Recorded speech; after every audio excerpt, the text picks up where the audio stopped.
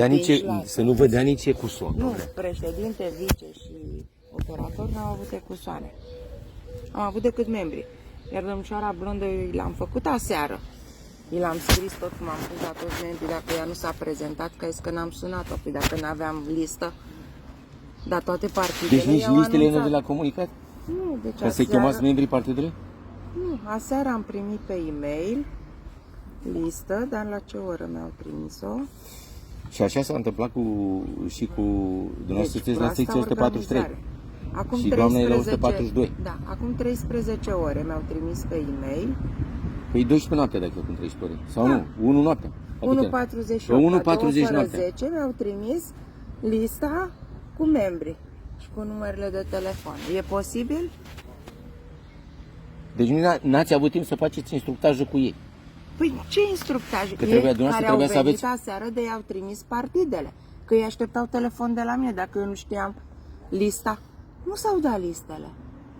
De la primărie. Da. Listele văzut. vin de la BEC, vin, normal. Deci mie mi-a trimis primăria municipiului Constanța.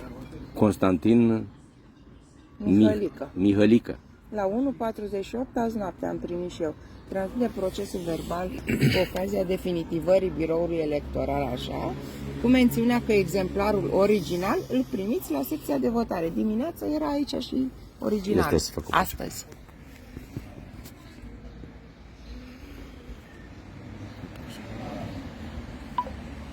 Da. Deci e de noaptea mie. Vă dați seama? Și ajungem la concluzii, trebuie sincer.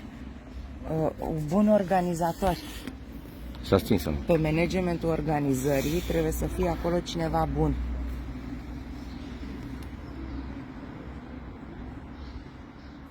Unu. 48.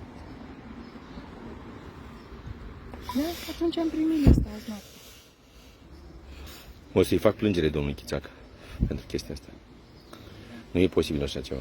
Deci a sabotat actul electoral pe toată Constanța.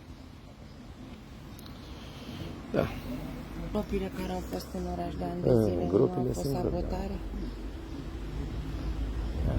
A distrus pe toate